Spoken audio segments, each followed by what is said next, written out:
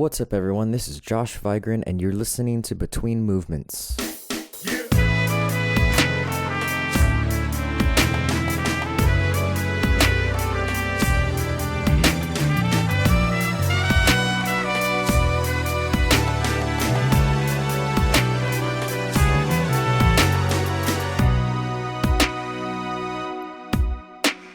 Hello and welcome to the first episode of Between Movements. Today I'll be talking with fellow musician and entrepreneur Ryan King. He is the founder of the Ryan King Trumpet Academy. His teaching methods have been used in university curriculums, most recently the University of Utah, as well as in DMA dissertations. This year, one of his students won the 2019 National Trumpet Competition, and we're going to cover several issues that confront modern musicians, as well as discuss some unique approaches that Ryan has created to navigate those difficulties. So welcome to the program. Thank you. Entrepreneurship is something that's been talked about a lot in music circles. We're one of, I think, maybe the first generation who, especially of musicians, where it's being pushed so much. And that's partially because I think the business model of music, it's become much more difficult to be a musician, to make a living as a musician, in the classic sense, with the online streaming services and everything. And so people are trying to make their own businesses.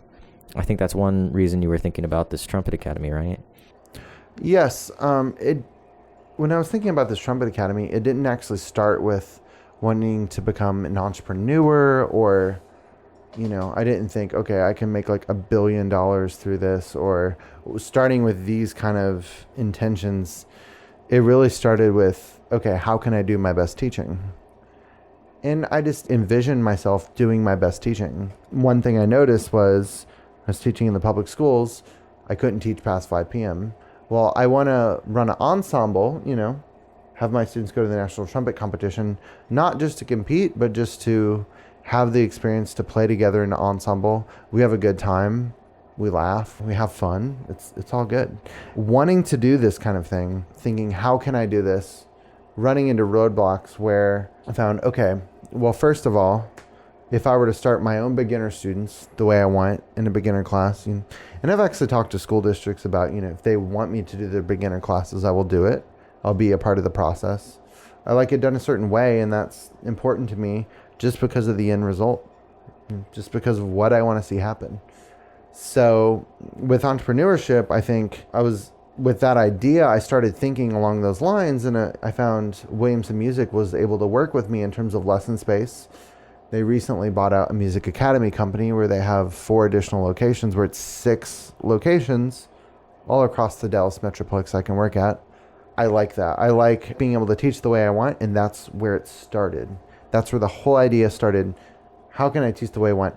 So wanting to have my own beginner class was the first idea. And then thinking, okay, if I did my own beginner class and then I asked each student for a reasonable rate, I'm not charging $80 an hour, charging nearly half of that. But if I get 10 students or 15 of those in there, and then if I run 3 or 4 classes, you start running the numbers and, I can make a decent living. Not like I'm making like what a doctor makes, but it's like, it looks like if I get 60 students, I can make a decent salary. That would be like a business salary. Now, this is all in the phase where it's ideal because it's a startup. I've not gotten to that point, but that's the dream. So I understand that you have some differences in your approach to trumpet teaching, several differences, in fact. Let's go to one example. So the example of external versus internal focus. Can you explain that idea a little bit? Well, the reason why I stick to the school of thought, I was taught by Dr. Carl Sievers, who was a student of William Adam. He taught trumpet by having the students imagine the sound. And there was less really focusing on the embouchure. In terms of like when I teach young students, I noticed there's an obsession of getting their face to look exactly like what we think an ideal trumpet embouchure should look like. And that is for an understandable reason. We want to set them up correct. I think every method in general starts with very ideal intentions. So in terms of with embouchure, we want to get this exactly right because we think trumpet playing will not work if we don't get their embouchure and their face to look correct. So this is where it starts out with young students, where I do a very basic setup in the very beginning. I have them say M just to put the lips together. Then where it's on the right part of the lips. And then I start playing and they start playing. And then they learn through imitation. And if they mess up or if they, a note doesn't come out, I'm not trying to diagnose and fix things right away. That's the difference, because they're going to find it. If they imitate me enough, they're going to find it. And they're going to get a good sound and everything's going to work right. So what it sounds to me like is you're avoiding micromanaging every physical movement, right? Yeah. Rather than telling them, do this with your lip and this with your face and this. It's just a back and forth. I think that the students really like this approach more. They find it on their own. And oftentimes, I play a note and then they play and then it's not quite what they want. They have a look on their face like, let me try that again, instead of like, now I should talk to you for 20 seconds. They don't want that. They just want to try it again. So it's all through imitation. And in terms of setting up the face, I think the subconscious mind, through imagining the sound, such a powerful thing. I think maybe one of the differences, I believe in the subconscious. I believe their subconscious is good enough to make this work. If you were to say, well, I don't think trumpet playing can work this way, the only thing I would say about that is, do you believe that the subconscious mind is good enough, is capable enough to perform in this kind of way? I believe it is. And I think maybe I just have a little bit more of a belief that by imitation of sound, they can pick this up instead of, now I have to correct them on what their face is doing. The interesting thing is, if you ever want to write me and ask for examples of this, I could show you students who I did not tell them how to position their face, how to position their corners of their chin, and their embouchure ends up shaping like a textbook embouchure. So it's how we think about the cause and the result. I believe the embouchure in the face is caused by their imitation of the sound, as opposed to we're causing their face to look this way and then they get a good sound. I think it works better the other way, so that's how I teach it. An example you gave was, there was a quote, I don't remember who it was from, but the quote was something like, it's a good thing parents can teach their kids to walk before they can explain to them how to do it. The Game of Tennis, a classic book. It's fortunate that children learn how to walk before their parents can teach them to do so. So one point on this is that they're learning trumpet in a more subconscious way, just imitation of sound. They have learned so many other skills in their life on a subconscious level. And then we just transfer that to trumpet. Then they learn trumpet the same way. When you're learning how to talk, your parents aren't teaching you how to position your tongue in your mouth, right? To produce the vowel E. I mean, do you have to raise your tongue up to do that? Or do you imagine the sound and then you pronounce it? I don't even know how I do it. Like, if I'm trying to pronounce a vowel, I have to think about how what I'm if doing you it. would have been taught how to do that? That would have been a messy situation. Or even walking, learning to pick one foot up at the same time you're balancing. And it never ends, in fact. If you keep thinking about all the muscles involved, pretty much using every muscle in your body, you can't control it, right? It's just, the point is the goal, right? You have a goal. And this sort of leads into a different topic that you've talked about at length, which is mouthpiece buzzing, which I understand is quite a controversial topic. In fact, very. You put was it hashtag politics, religion, and mouthpiece buzzing? Yeah, I mean, if we're doing this, why don't we just start a podcast on politics? I mean, while we're at it, same level of controversy. So why is it so controversial? What's going on there? It's interesting because I think the conversation is not so simple as it's always made out to be. A lot of times we think in terms of right or wrong. And so I think that mouthpiece buzzing has stuck around because, let's back up a second, because some people might not even know what we're talking about. So mouthpiece buzzing, basically you take the mouthpiece out of the trumpet, you buzz into it to try to create sound and pitches, but it's not inside the actual instrument, right? And that has a couple meanings within itself. So you're basically playing the instrument, but you're just playing the mouthpiece. You're playing a much shorter tube. So if you play the exact pitch on the mouthpiece and then you put that in the trumpet, you're centering the pitch better. You probably get more overtones. You're playing more in the dead center of the note. So in that way, there's a lot of enhancement that goes on. Professionals use this. The very best players and teachers use this all the time. The other side of the issue, and where I focus on with beginners, I noticed that sound production in beginner trumpet classes across the U.S. If we were to drop into a random middle school and we were on week like 3 or 4, when they're learning to do the most basic element of playing the trumpet, which is sound production, it would be a disaster in most places in the U.S. Now, the good news is, where I'm teaching in Dallas, I've noticed there's at least an improvement because of the conversations that we've been able to have. The conversations that have seemed so divisive, that have been so controversial. The fact that we've had these conversations, I think, has made some people think, okay, well, maybe there's some bad side effect that could happen from this. You know, a doctor prescribing a medication would maybe call it a side effect. They wouldn't say this drug absolutely works 100% of the time. You know, in this case, it could produce this side effect, right? Well, in a beginner trumpet class, if you're having them buzz long, long notes to start out, that's the basis of their the very basic element of trumpet playing, producing a sound. I've worked with many students now from the high school level all the way to 6th grade. And I've noticed that sometimes there are students in 9th grade that you have to clean up major sound production issues. I mean, these people have been taught for 3 years and they can't produce a sound. When I was in 6th grade, I was a beginner trumpet player in Northwest Arkansas. My parents were working with Walmart, so I lived in Bentonville. So I was in a beginner class, and we started this way. We buzzed the mouthpiece. The whole class sounded bad, and we didn't really like it. And our teacher, in order to get us to like this, said, you know, I'm going to put a poster on the wall that says buzzing is fun. You know, maybe because of a lack of substance, we were going to make up by a poster and a slogan on the wall. So through this experience, it really shaped me and how I thought. And then I found it was very interesting later that there was a whole school of thought. I was this silent kid in this room who found that I didn't really enjoy doing this. And then somehow there's this whole school of thought. That doesn't mean that I don't believe in people who sit next to a piano, play the exact pitches and buzz the notes if they're getting ready for a recital. Or my student Madov, who won the national trumpet competition, 3 weeks before the competition, we were buzzing some pitches to get the exact notes out. So not to say that I completely am against it, which is one thing about this topic.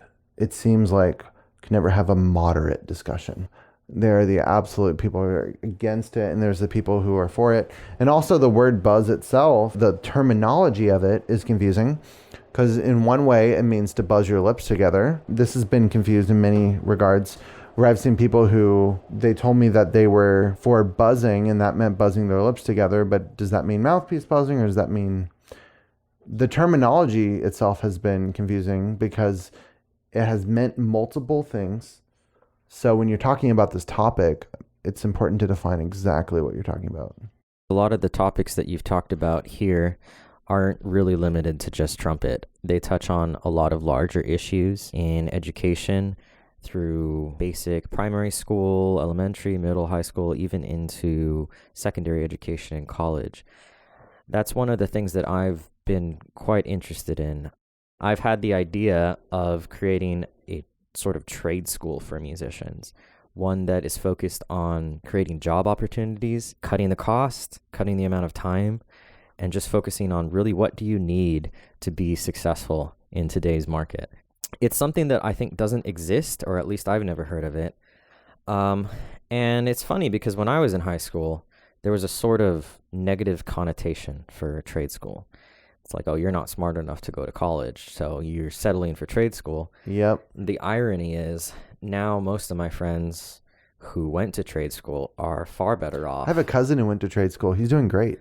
Makes near $80,000 a year. And no massive debt. You didn't graduate with tons of debt and lost time. And now all of a sudden you don't have a career and you got to figure it out. You got to get a job. And what's interesting about creating your own thing, like you were talking about, is that if you want to make a change in the education system, you'd have to get really high up. Just to get anything done, you have to go through multiple offices. It's easier to start your own thing. And then if you were to first think about what is ideal, what should it be like? If you were to first start thinking about that, and then you were to compare it to the current model, the two wouldn't match up. No, it doesn't.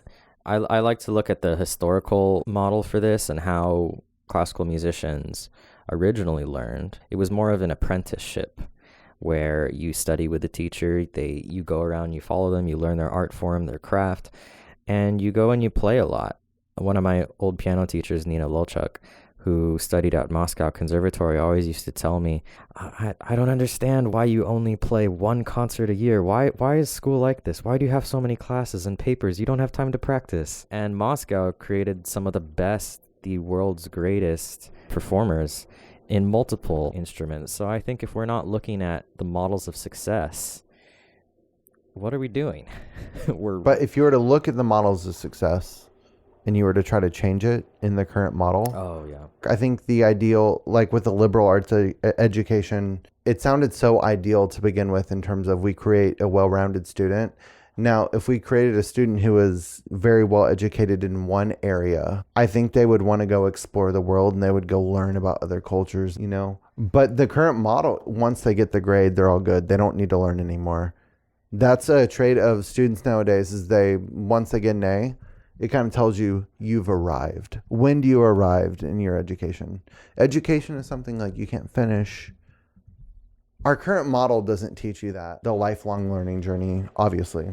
If it were true that getting A's would guarantee success, then it should be the case that the better students get the better jobs. But we all know probably, that doesn't quite work out that way. I think because it's not really even focused on getting you work anymore. What's the end goal if you're a music major? Should you have a mediocre sound and you got A's in all of your liberal arts classes? Cool. You got a 4.0. Okay. Who cares about that in the music world? To start with, the person who hires you for a studio gig, do they care? And so when you're looking at seeing the end goal in mind, how much does it measure the end goal? How much does it value that? Does it start with the end goal? It should. Does it? It should. And that's my idea is of creating an... If you create a music school, you could first start by thinking about, okay, how should it be? And then you could plan backwards from there, right? And you could do that in a lot less time than you could change a current university or education system. That's not to say that school can't do anything for you, because we all were able to benefit off the foundation. Oh, yeah. In terms of trumpet playing and trumpet teaching, I mean, how I practice my fundamentals, everything, I would not be able to do anything without the foundation I was given. Right. But then you go into, well, if you're training a musician for the 21st century, does our current model match up? Because even if you're a professor who has great ideas, you'll probably go to faculty meetings and you'll be frustrated from all the other professors I've talked to. There will be downsides to this thing. Like, for instance, you won't have a rec center that's like a country club, and you won't have a dorm room with ping pong tables and pool tables and a the full ping pong bar. tables. It's so once you tour the university and you see this beautiful layout, okay, we can go play tennis one day, ping pong tables, right? How often will you take advantage of that to begin with? Also, I mean, yeah, you won't have that, but I think a lot of people would see the point in your school in terms of, parent would see the point in terms of what's the cost? What's my kid going to get out of this? How long are they going to be there? And all these other factors. I think that you could start a music school now with the end goal in mind, and people would flock to it eventually, because right now there's really not any other alternative. If there isn't another alternative, could be a game changer. The other thing too is what would get people to join is having reputable staff. The thing with music, if you have someone you want to study with who's really great, I don't think you're going to care if they're at a particular university or if they're at this trade school. Well, a lot of times in music study, you go somewhere to study with someone. Right. That could be part of your curriculum in terms of, you don't have to hire a full-time teacher on staff. That's a big cost, right? And that's a big commitment. Well, I live in Dallas, where I can go take lessons with a lot of really good trumpet players in the Dallas Symphony, some of the best in the world. All right. Mm-hmm. Your students could go off and go take lessons with these people, could pay them for individual lessons. That could be part of their curriculum. So that's just an idea of, you wouldn't have to commit to one faculty member. Right. Right. I mean, there's a lot. Now, would a university ever be able to be flexible enough to do this kind of thing? Would that happen next year? Would that happen in 5 years? What about 10? The easiest thing, like we've been talking about, may just be to create your own. Yeah. That's what the system's taught us, right? Absolutely.